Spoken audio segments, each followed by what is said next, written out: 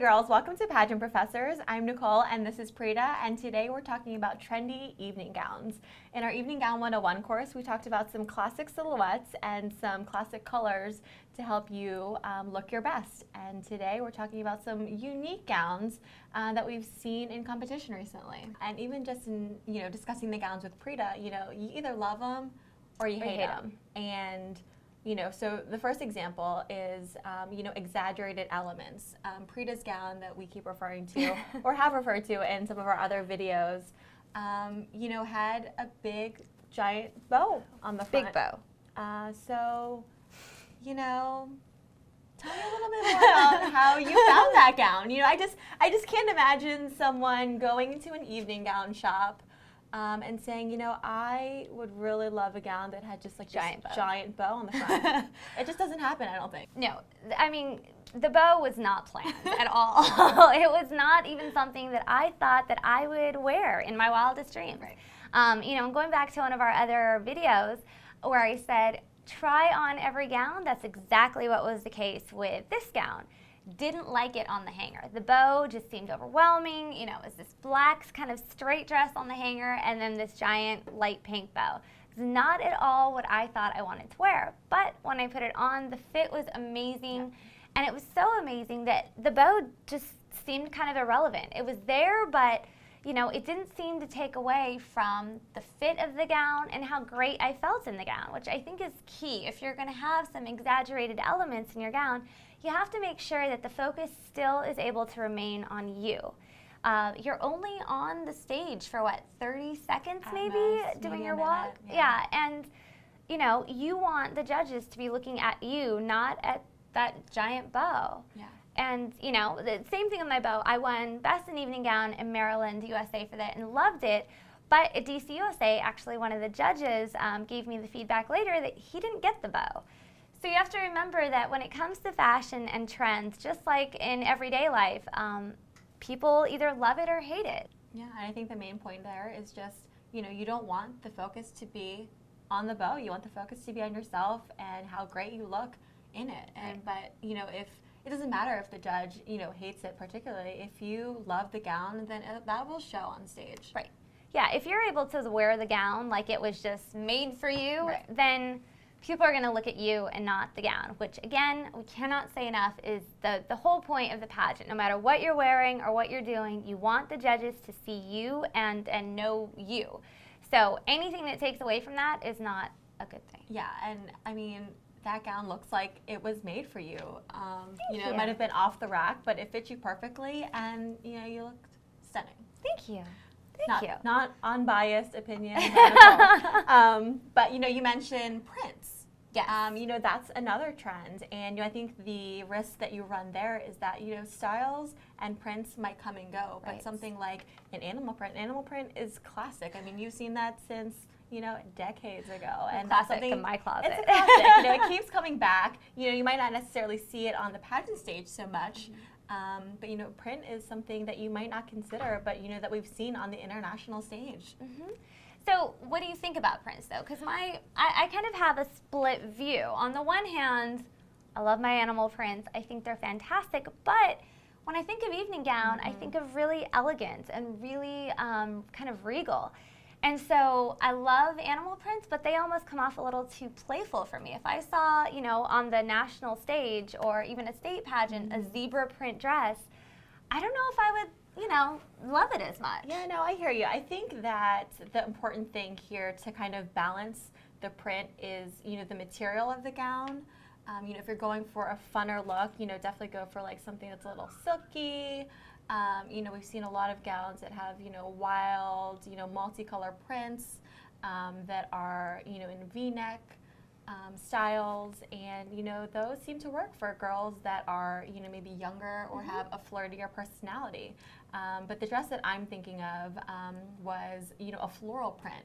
And it was done in a classic silhouette, and again, it's all about balance. If you're gonna do a giant print, you wanna go classic with the silhouette, because you really don't want too much going on. You don't want the one shoulder and the print and the giant slit. So you really have to think about what exactly you're gonna go for. Yeah, I think the key, like you said, I mean, that was a really great point about balance and the role that balance plays with picking any dress. I know exactly the gown that you're talking about, and you know, a lot of people loved it, and I not so much. But again, you know, that's like with everything with trends. I think that you run the risk of, I mean, I'm not saying don't do trends, just think about it and think hard and long about before deciding to go with a very trendy dress, because, you know, like with us, it could be a split panel. You could have some people that really love it and some people that, nah, not so much. So, you know, you can stand out very easily in one of those gowns. And so that if is there's a good point. sea of, you know, plain white, plain blue, plain red gowns, someone in a red and white print dress is going to immediately catch the attention of the judges and the people in the audience watching. So I think it can That's a really good point. I think it can work to your advantage. You just have to be careful. No, that's a really good point. I didn't think about that. Yeah. I like that. I think also knowing, as with anything, knowing your pageant system. So if you have a very conservative pageant that's kind of very traditional, the trends might be a little risky again. But if you've got something that's very fashion forward, some pageants kind of almost borderline, you know, almost are like model competitions, modeling competitions. So if you have something like that, a very fashion forward, trendy gown, probably would be just fine. Yeah.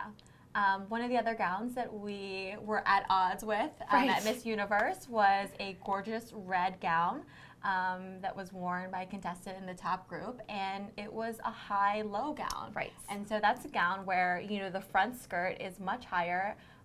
Almost above the knees. Almost above the knee, yeah. Most likely above the knee. Or high, yeah. It was definitely.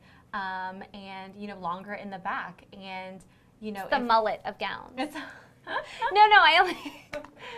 That's a great way. It's a great way. It's not a bad thing. If you don't know what it is, then, you know, that's a great way to describe it. It's, you know, short in the front and long in the back. I mean, that's actually classic. I mean, I like that.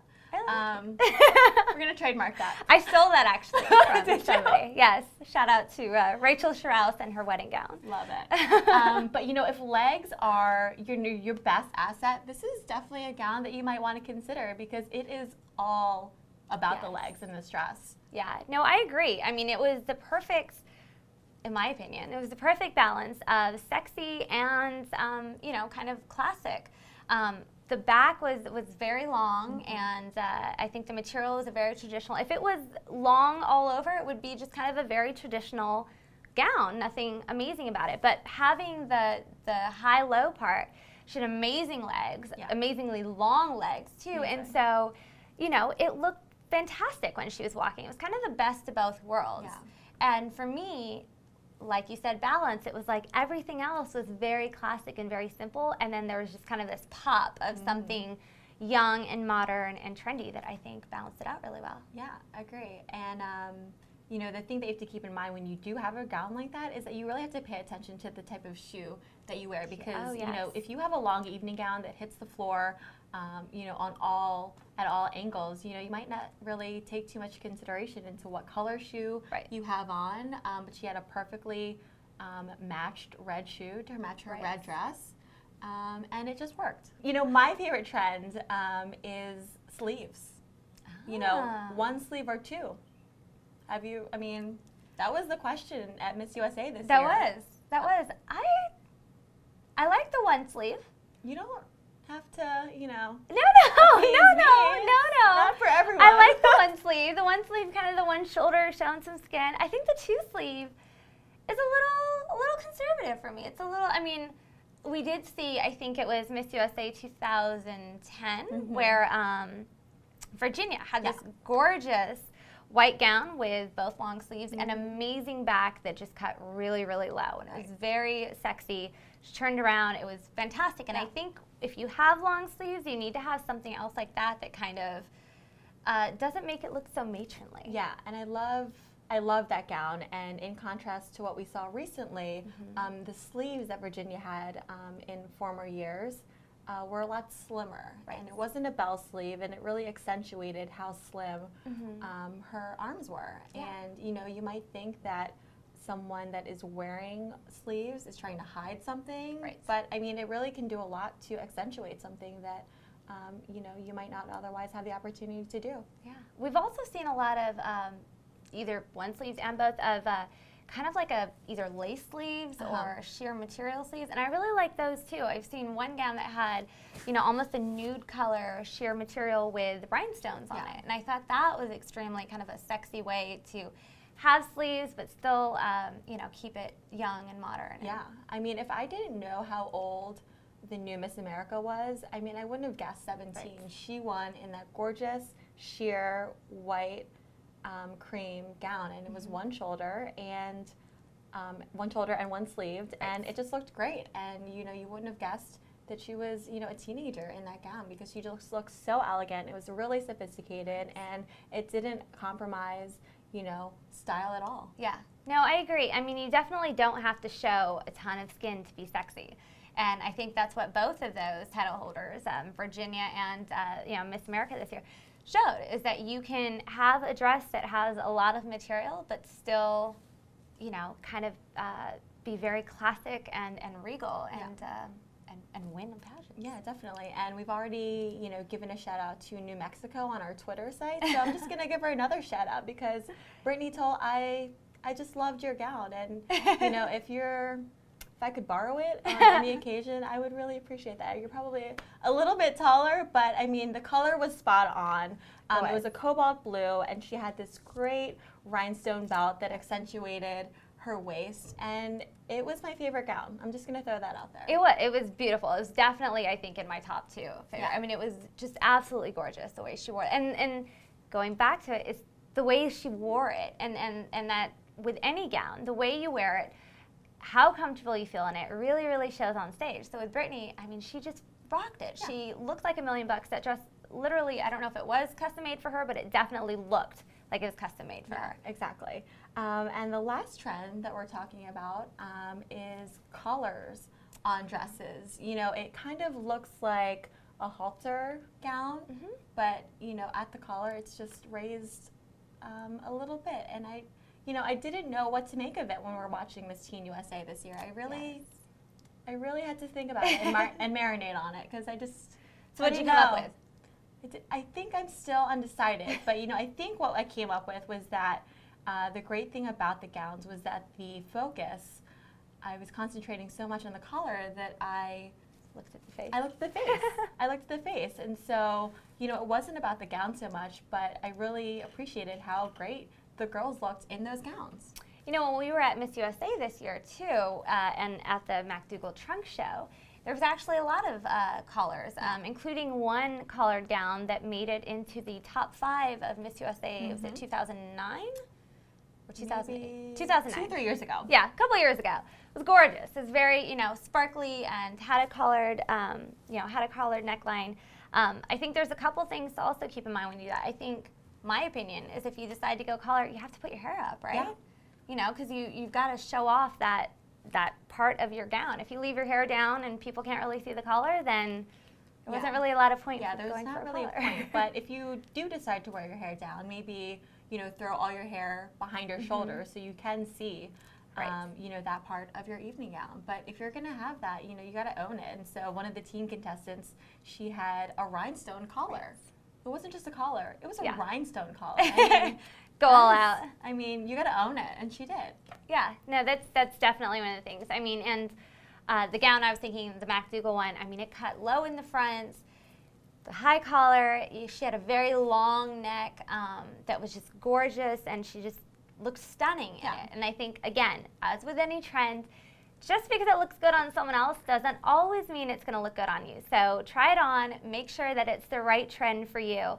And make your decision from there. Yeah, and I like that we've seen all of these trends at all levels of competition, teen, and Miss. So, there's definitely a way to work it. Right, and it's been no matter successful. how old you are. Yeah, definitely. Yeah. Did you know that there are some really common mistakes that girls make during the evening gown portion of their competition? Click on the link in the description below and you'll be taken to our website for a free 30-minute long training course.